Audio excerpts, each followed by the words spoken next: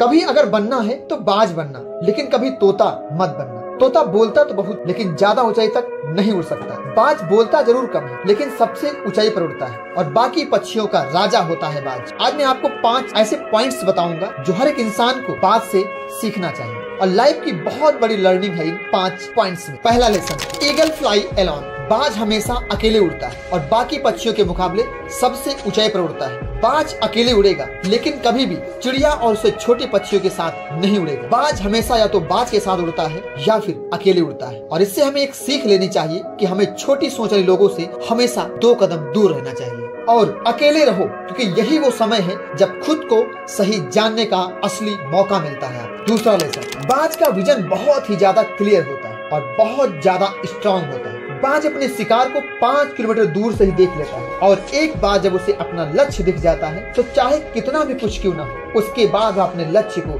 बिना हासिल किए चैन नहीं लेता है। इससे भी बहुत बड़ी हमें सीख मिलती है, यही कि अपना विजन हमेशा क्लियर रखो और उसे हासिल करने में फिर चाहे कितनी भी मुश्किलें आए, पीछे मत हटो उस बाज की तरह। तीसरा लेसन, बाज कभी भी मरे हुए जानवर को नहीं खाता, वो हमेशा जिंदा जानवरों का शिकार करता है और इससे हमें यह सीख मिलती है कि ये जो हमारा पास्ट है वो मर चुका है, तो अपने उन मरे हुए सड़े हुए थॉट्स पर ध्यान बिल्कुल भी मत दो और अपने आने वाली ताजी फ्रेश लाइफ पर ध्यान लगाओ। अपने पास्ट की पुरानी यादें जिसमें जंग लग चुकी है, जो आपको तंग करती हैं, उन्हें वहीं छोड़ दो और जहां उनकी जगह है, और तुम्हारे पास्ट की जगह तुम्हारे पास्ट में ही, उसे प्रेजेंट में बिल्कुल भी जगह मत दो। क्योंकि अगर एक बार तुम्हारा पास्ट तुम्हारे प्रेजेंट में आ गया तो तुम्हारा पास्ट तुम्हें कभी भी तुम्हारे प्रेजेंट में नहीं रहने देगा। पास्ट में तुम्हारे साथ कितना भी बुरा क्यों ना हुआ हो, वो सब यादें, वो सब थॉट्स मर चुके हैं और उस बाज की तरह बनो जो मरी हुई चीजें कभी नहीं खाता है। चौथा लेसन,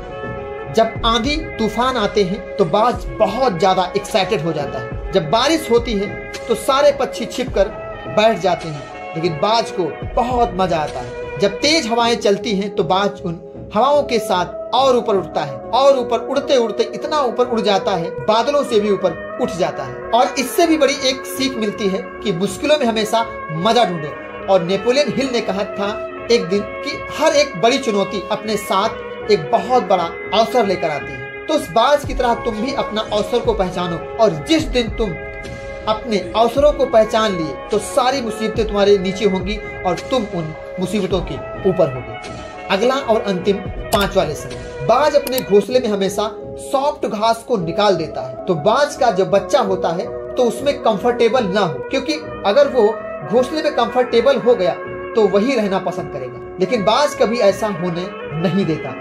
बाज भी एक पक्षी है, उसे भी एक बात पता है, there is no growth in the comfort zone. लेकिन हम तो इंसान हैं ना, और इंसान होने के बावजूद भी कई सारे लोग इस बात को समझते ही नहीं। आप जितना ज्यादा कंफर्ट जोन में रहोगे, आपकी लाइफ आने वाले टाइम में उतनी ही ज्यादा अनकंफर्टेबल हो जाएगी।